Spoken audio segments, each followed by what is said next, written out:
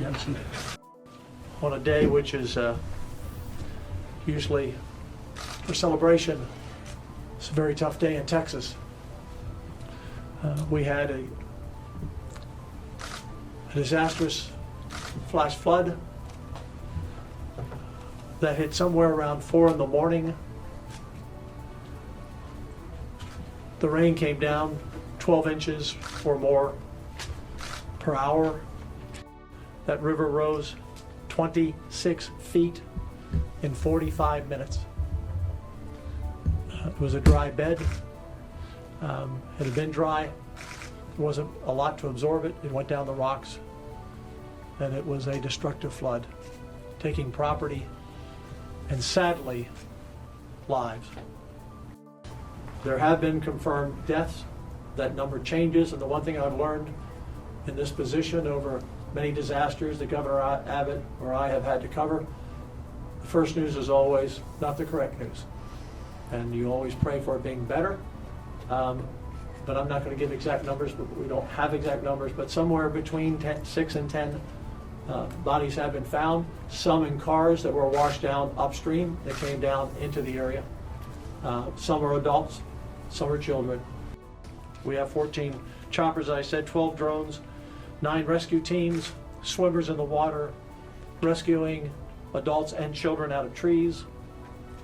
We have 400 to 500 people on the ground from all of our various units, and Freeman Martin, our director of DPS, can talk about the various units who are there. For the parents who are waiting, particularly that had children in Camp Mystic. Camp Mystic is a camp that has over 750 kids. Right now there are 20-some that aren't accounted for. That does not mean they've been lost. They could be in a tree, they could be out of communication. We're praying for all of those missing to be found alive. Today, I've talked to several people at the White House. The President has sent the message, whatever we need, we will have. We are sending in the Army Corps of Engineers, which is one of the requests we made. Thank you all very much. Are you leaving now to go to the... Yes, sir.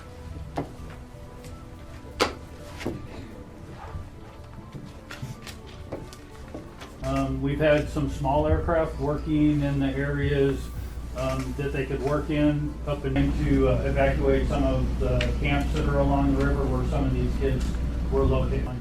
We work closely with our response partners throughout the state.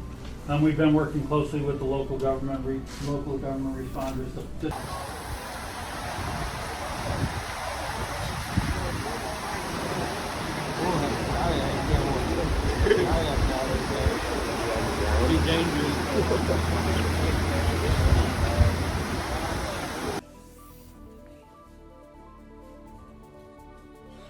What I can say, there's still several people unaccounted for right now at this point, but we're working really hard and we're going to continue. This is probably going to be a couple of day process, okay? We don't know when it's going to stop raining, how much more, hopefully not much more. Currently, we have identified 13 fatalities. Okay, well, sorry, we haven't identified, and we have located 13. That's at this time. I think there'll be more when this is over and time to tell. We'll do our best job to keep you informed as we can. The North and South Fork, which feed into the Guadalupe, hit peaks about 3 a.m., give or take. Don't quote me on my times, but somewhere around 3:30, 3 a.m. I was on the river trail at that time, and everything was fine. Within an hour to hour and a half to 2 hour period, it was up almost to the bridge. So it rose very quickly, very significantly. We even had crews, out just getting ready for the 4th of July event, and we could not anticipate this. Despite flood warnings, despite everything going on, there were some things that happened very fast. When those two rivers converged, or two forks converged, it created obviously a large flood event. We are currently still actively rescuing, so we are not quite into recovery mode yet. We are still actively trying to find those that are out and those that are needing assistance.